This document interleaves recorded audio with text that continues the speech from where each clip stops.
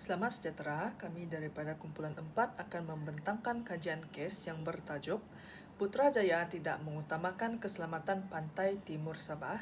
Setujukah anda dengan pandangan ini? Sabah terbagi kepada dua bahagian, yaitu pantai barat Sabah dan pantai timur Sabah. Sabah ialah salah satu negeri yang terdapat di Malaysia yang terletak di bahagian utara Pulau Borneo di bahagian timur Malaysia. Ibu negeri Sabah ialah Kota Kinabalu yang dikenali sebagai Chesterton sebelum tahun 1967. Isu yang berkaitan langsung dengan isu pantai timur Sabah ialah isu keselamatan. Hal ini boleh dilihat daripada insiden pencerobohan tentera Sulu di Lahad Datu Sabah pada tahun 2013.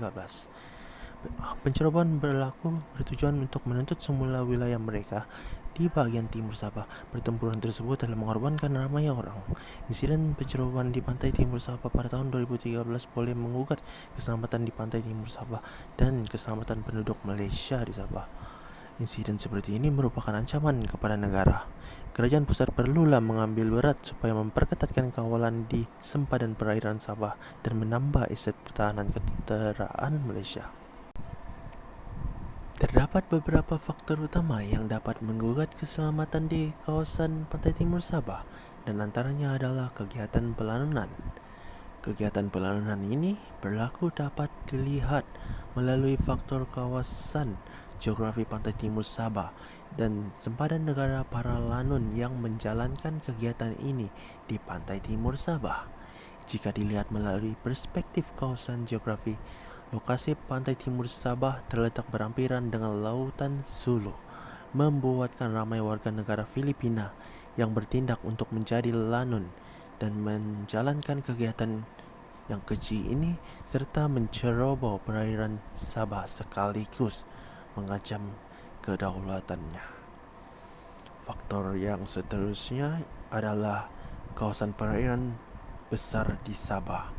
Ia merupakan salah satu halangan utama dalam melindungi perairan dan sempadan Sabah. Hampir 2/3 sempadan dikelilingi oleh laut di Sabah. Tidak seperti perbatasan darat yang bersempadan dengan tembok tinggi yang membagi dua negara.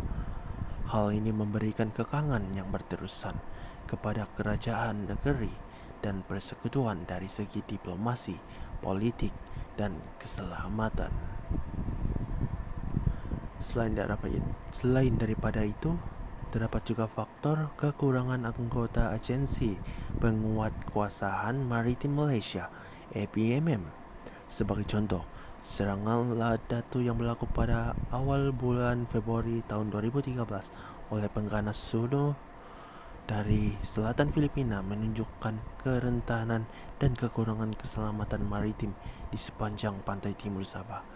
Bukan itu saja, isu rompakan di perairan oleh kegiatan lanun, penyeludupan dada dan senjata, ancaman penceroboh dan kumpulan pergerakan pemisah Filipina seperti yang dilakukan oleh Gerakan Abu Sayyaf, Barisan Pembebasan Islam Moro (MILF) dan Barisan Pembebasan Nasional Moro (MNLF) juga mengancam keselamatan pantai timur Sabah.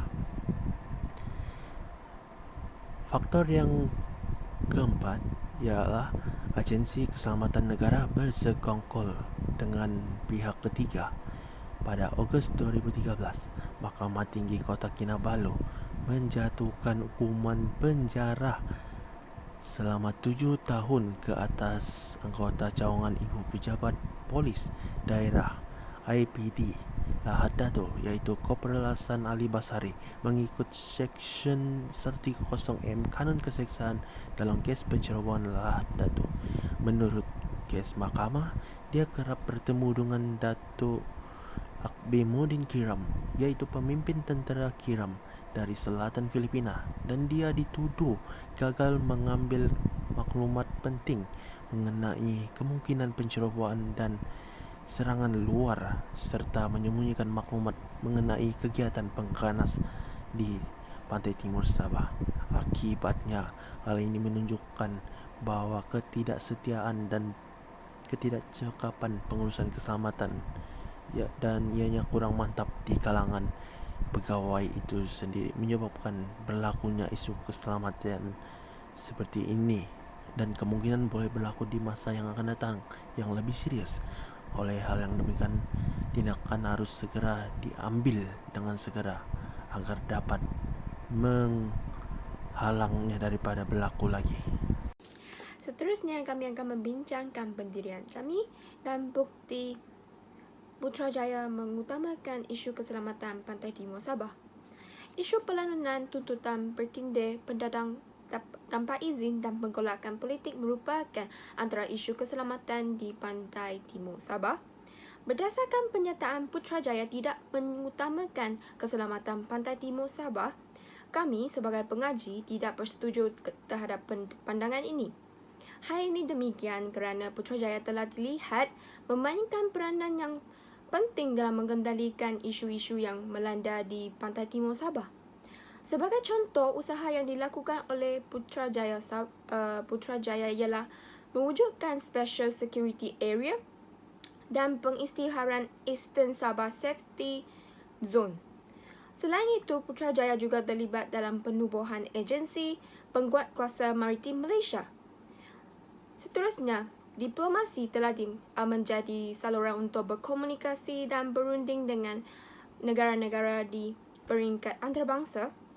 Pada tahun 2004, Duta Amerika Syarikat datang ke Malaysia. Duta Amerika Syarikat telah dijemput oleh Putrajaya untuk melawat ke Sabah. Lawatan ini telah membuahkan hasil yang positif apabila Amerika Syarikat menyatakan Sabah sebagai sebuah tempat yang selamat untuk dikunjungi. Oleh itu, kami berpendapat bahawa Putrajaya adalah mengutamakan isu keselamatan pantai timur Sabah.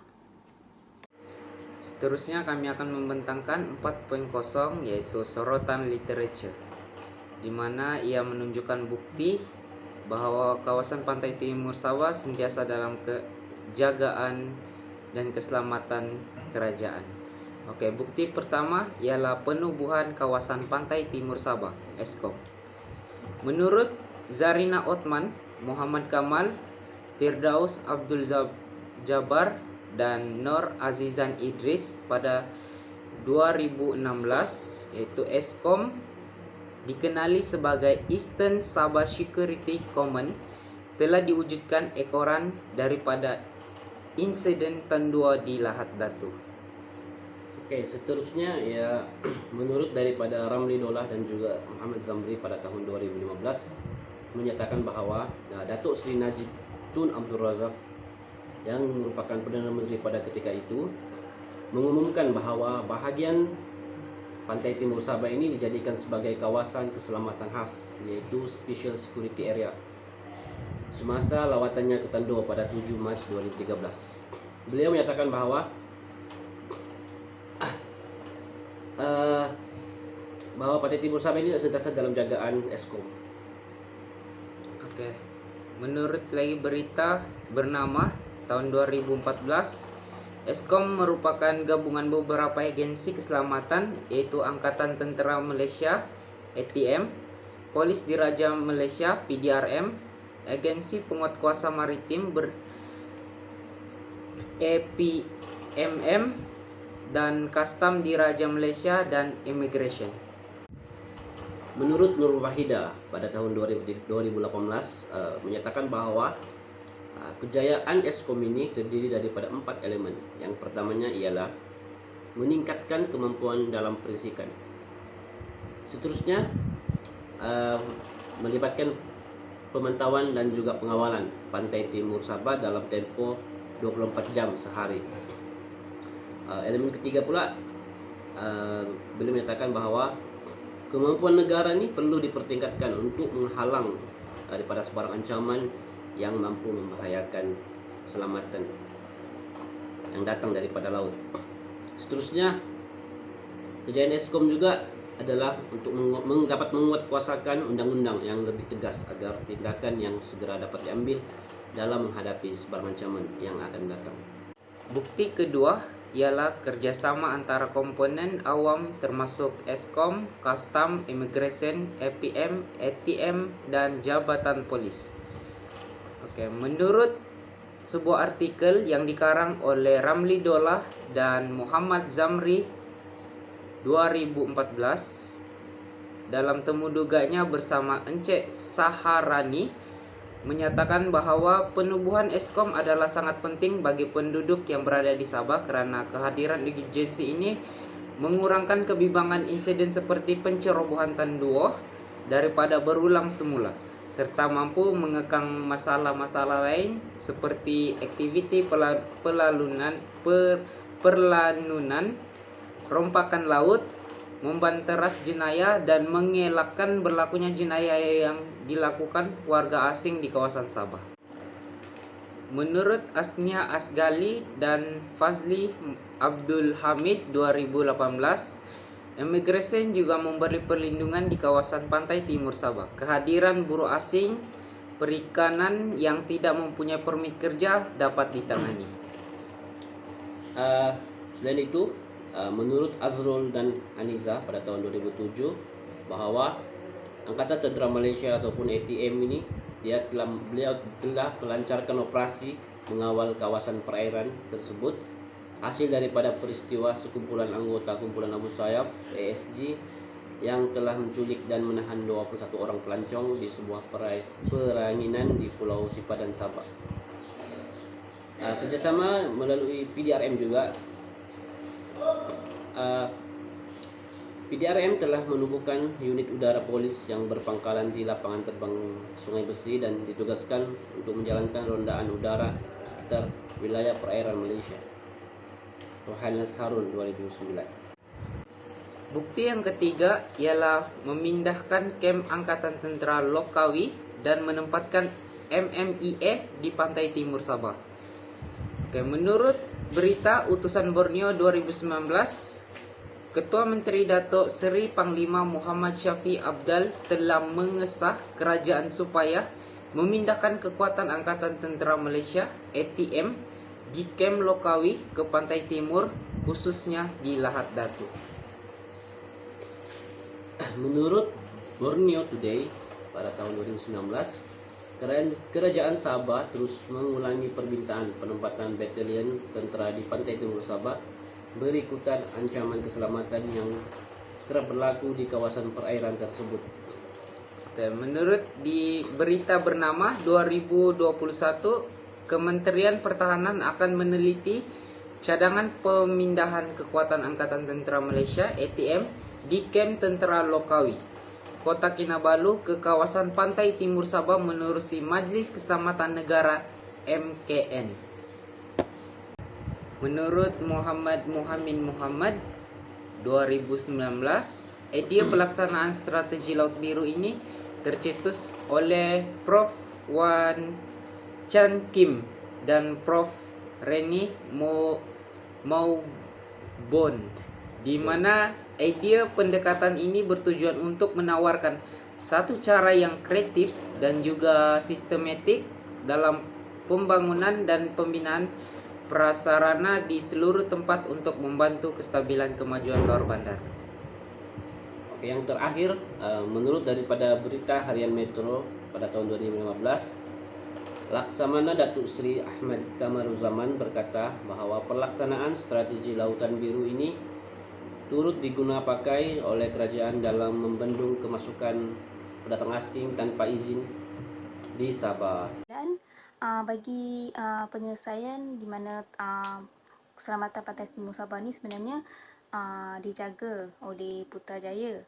Okey, mereka telah menjalankan pelbagai usaha untuk menjaga keselamatan di pantai timur Sabah ini dengan penyelesaian itu dengan menubuhkan Eastern Sabah Security Command ESCOM yang bergabung dengan ATM, PDRM, Kastam, Diraja Malaysia dan Immigration.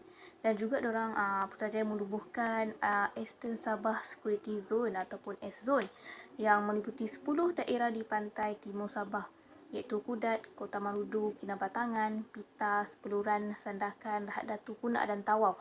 Kawasan ini kawasan yang bersiko untuk mungkin diganggu oleh pengganas. Okay? And then kemudian ESCOM ni dia memberi keyakinan kepada seluruh penduduk di pantai timur bahawa kerajaan Malaysia amat menitik beratkan keselamatan pantai timur Sabah.